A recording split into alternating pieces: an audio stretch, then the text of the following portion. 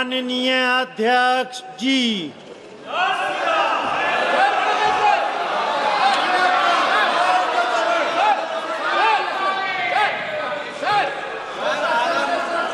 एक minute, Kiran ji please please, Kiran ji आप कुछ बोलना चाहते हैं?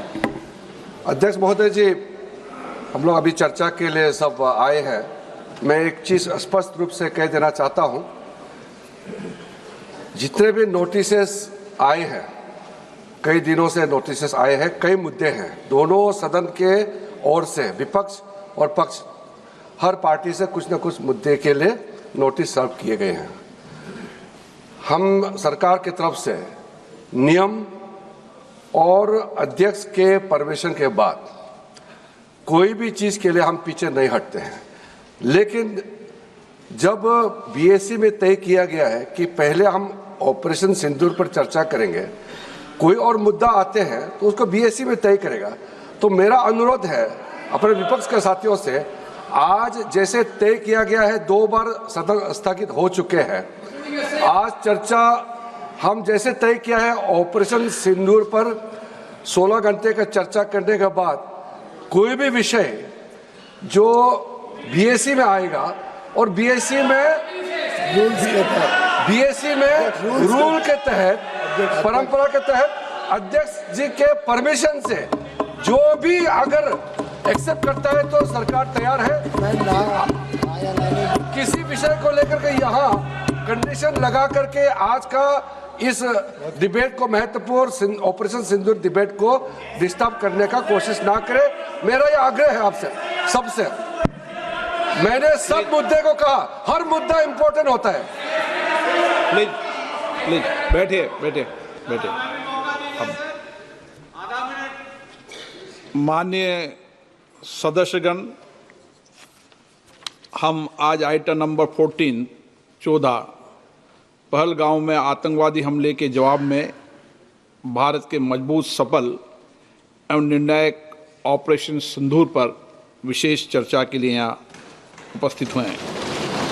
मेरा सभी माननीय सदस्यों से आग्रह है, ये विषय अत्यंत गंभीर एवं संवेदनशील है। ऑपरेशन सिंदूर के माध्यम से भारत की सेना द्वारा आतंकवाद के विरुद्ध निर्णायक कार्रवाई को पूरी दुनिया ने देखा है। हम सबको हमारी सेना के अदम्य साहस, शौर्य और पराक्रम पर गर्व है। ये सदन साक्षी रहा है, जब जब भी देश के अंदर गंभीर चुनौती हो, गंभीर मुद्दे हो, हमने राष्ट्रीय मुद्दों पर सदैव एकजुटता दिखाई है। आतंकवाद एक वैश्विक चुनौती है। मेरा आपसे आग्रह है कि आज हम राष्ट्रहित और मानवता के भाव को सर्वोपरि रखते हुए हम इस प्रकार से सार्वगर्भित और मर्यादित चर्चा करें कि हमारी सेना और अन्य रक्षा बलों का गौरव बढ़े। भारत की संसद से दुनिया में आतंकवाद के विरुद्ध सामूहिक संघर्ष का एक मजबूत संदेश संसद से जाए। माननीय रक्षा मंत्री राजनाथ सिंह जी।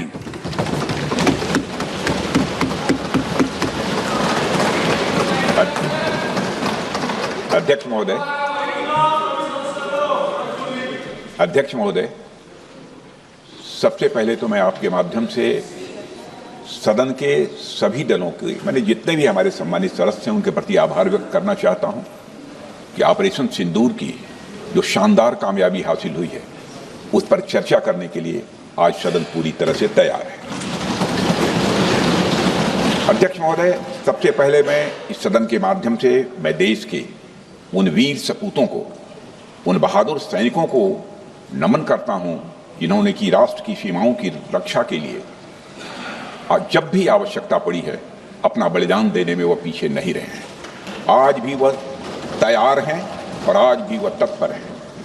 साथ ही मैं उन सैनिकों की स्मृति को भी अध्यक्ष महोदय नमन करता हूं, जिन्होंने की भारत की एकता और अखंडता सुनिश्चित करने के लिए अपना सर्वस्व बलिदान कर दिया। मैं पूरे देश की तरफ से सेनाओं के सभी जवानों के प्रति कृतज्ञता व्यक्त करता हूं अध्यक्ष महोदय। अध्यक्ष महोदय, आज मैं आपकी अनुमति से ऑपरेशन सिंदूर से जुड़े कुछ महत्वपूर्ण तथ्यों और विषयों को सदन के समक्ष रखने के लिए यहां खड़ा हूं। अध्यक्ष महोदय, 6 और 7 मई 2025 को भारतीय सेनाओं ने ऑपरेशन सिंदूर के नाम से एक ऐतिहासिक सैन्य कार्रवाई को अंजाम दिया। यह केवल एक सैन्य कार्रवाई नहीं थी, बल्कि यह भारत की संप्रभुता, उसकी अस्मिता, देश के नागरिकों के प्रति हमारी जिम्मेदारी और आतंकवाद के खिलाफ हमारी नीति का एक इफेक्टिव और डिसाइसिव डिमॉन्स्ट्रेशन था। अध्यक्ष महोदय, जैसा इस सदन को जानकारी है, 22 अप्रैल 2025 को जम्मू कश्मीर के पहलगाम क्षेत्र में एक अमानवीय और कायराना आतंकी हमला हुआ। इस हमले में हमारे 25 निर्दोष नागरिकों सहित एक नेपाली नागरिक की भी जान गई थी। उन निर्दोष लोगों की जान उनका धर्म पूछ कर लिया गया। यह अपने आप में अमानवीयता का सबसे कुत्सित और सबसे घृणित उदाहरण था। यह घटना भारत की सहन शक्ति की सीमा की भी मैं मानता हूं परीक्षा थी। अध्यक्ष महोदय, इस हमले के तुरंत बाद हमारे प्रधानमंत्री श्री नरेंद्र मोदी जी ने तीनों सेनाओं के प्रमुखों की एक उच्च स्तरीय बैठक की और उन्हें छूट दी गई कि वे अपने विवेक, स्ट्रेटेजिक अंडरस्टैंडिंग और रीजनल सिक्योरिटी सिचुएशन को ध्यान में रखते हुए वह निर्णायक कार्रवाई करें। इसके बाद हमारे सैन्य नेतृत्व ने न केवल अपनी मैच्योरिटी दिखाई, बल्कि उस स्ट्रेटेजिक विजडम का भी परिचय दिया जिसकी उम्मीद भारत जैसी एक रिस्पॉन्सिबल पावर से की जाती है। अध्यक्ष महोदय, ऑपरेशन सिंदूर को अंजाम देने से पहले हमारी सेनाओं ने हर पहलू का बहुत ही गहराई के साथ अध्ययन किया। हमारे पास कई विकल्प थे, लेकिन हमने उस विकल्प को चुना जिसमें आतंकवादियों और उनके ठिकानों को अधिकतम नुकसान पहुंचे और जिसमें पाकिस्तान के आम नागरिक को कोई क्षति न होने पाए, इस बात की भी हम लोगों ने चिंता की। अध्यक्ष महोदय, हमारी सेनाओं द्वारा की गई वेल कोऑर्डिनेटेड स्ट्राइक्स ने 9 टेररिस्ट इंफ्रास्ट्रक्चर टारगेट्स को प्रिसीजन के साथ, सटीकता के साथ हिट किया और इस सैन्य कार्रवाई में एक अनुमान के अनुसार 100 से अधिक आतंकवादी, मैं बहुत संभल कर बोल रहा हूं अध्यक्ष महोदय, हमारी फिगर गलत ना होने पाए, फिगर इससे बहुत अधिक है। 100 से अधिक आतंकवादी, उनके ट्रेनर, उनके प्रशिक्षक, उनके हैंडलर लश्कर ए तोयबा और हिजबुल मुजाहिदीन जैसे आतंकवादी संगठनों से संबंधित थे। ये वही आतंकी संगठन हैं जिन्होंने पाकिस्तान की सेना और ISI का जिन्हें खुला समर्थन प्राप्त है। अध्यक्ष महोदय, 7 मई 2025 को रात्रि 1:05 भारतीय सशस्त्र बलों ने ऑपरेशन सिंदूर प्रारंभ किया, जिसमें पाकिस्तान और पाक ऑक्युपाइड कश्मीर में भारत के खिलाफ आतंकी गतिविधियों से जुड़े 9 स्थानों को निशाना बनाया गया। इसमें POK के मुजफ्फराबाद में सवाई नाला और सैयदना बिलाल कैंप, कोटली में मस्जिद अब्बास व मसबर रहील शाहिद कैंप, कोटली में गुलपुर कैंप, भिम्बर में बरनाला कैंप, कोटली में अब्बास कैंप और पाकिस्तान के पंजाब प्रांत में बहावलपुर, मुरिदके और सरजाल और मेहमुना जोया शामिल थे। इनमें से 7 आतंकी शिविरों को भारतीय सेना ने पूरी तरह से नष्ट कर दिया था, जबकि भारतीय वायुसेना ने मुरिदके और बहावलपुर को नेस्त नाबूद किया, जो लश्कर ए तोयबा और जैसे मोहम्मद के केंद्र हैं। पूरा ऑपरेशन मात्र, अध्यक्ष महोदय, जानकर पूरे सदन को प्रसन्नता होगी कि विदिन 22 मिनट्स पूरा ऑपरेशन समाप्त हो गया और हमने आतंकवादियों को उनके घर में घुसकर मारा। सशस्त्र बलों ने हमारी माताओं और बहनों के सिंदूर का बदला लिया और प्रत्येक भारतीय इस भावना से ओत-प्रोत हो गया। अध्यक्ष महोदय, मैं चाहूंगा कि पूरा सदन एक बार हमारे सेना के बहादुर जवानों के शौर्य और पराक्रम का अभिनंदन करें। अध्यक्ष महोदय, यह सिंदूर की लाली शौर्य की कहानी है। यह सिंदूर की लाली शौर्य की कहानी है, भारत के मस्तक पर वीरता की निशानी है।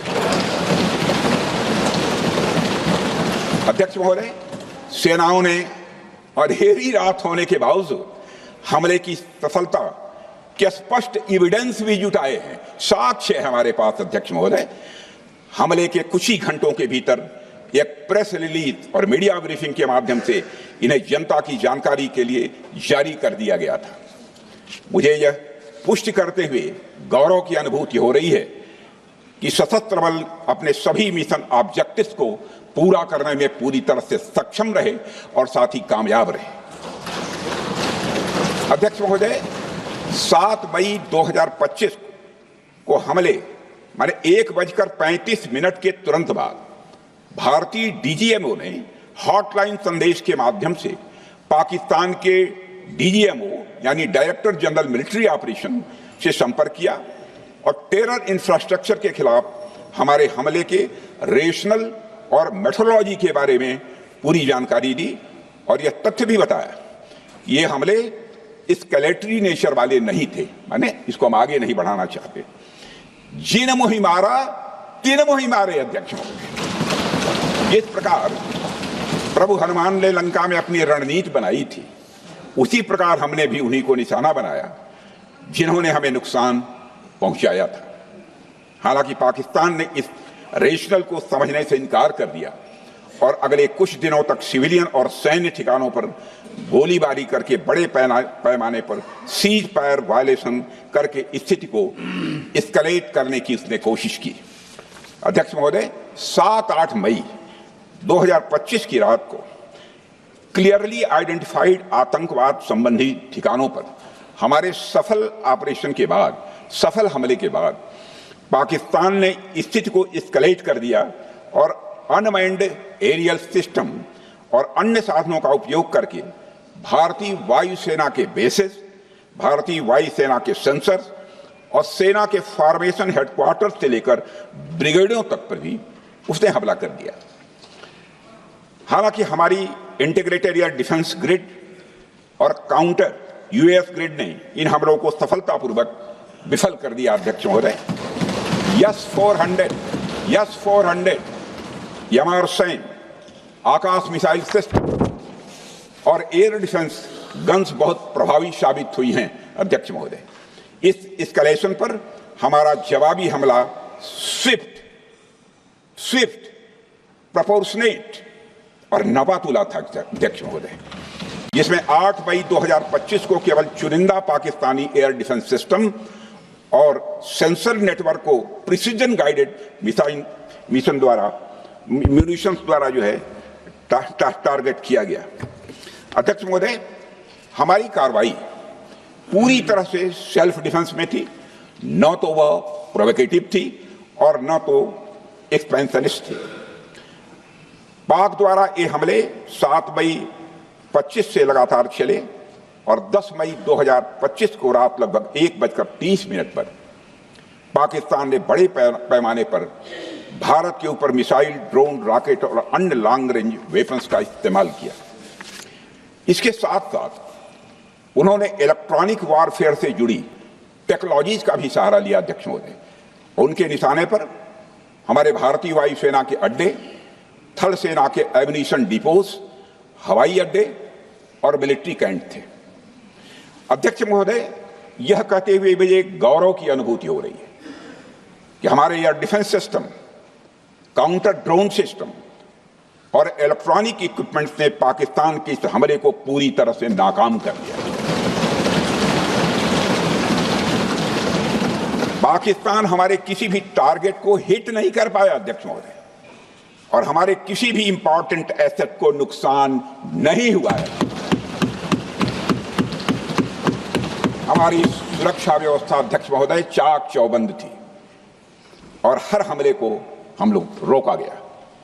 मैं इसके लिए भारतीय सेना के बहादुर सैनिकों की जमकर सराहना करता हूं, जिन्होंने दुश्मन के हर मंसूबे पर पानी फेर दिया। और अपने प्रतिपक्ष के मित्रों से भी कहना चाहता हूं, एक बार फिर से भारत के सेना के जवानों का कम से कम मेज थपथपाकर उनका अभिनंदन करिए। बहुत बहुत धन्यवाद। बहुत बहुत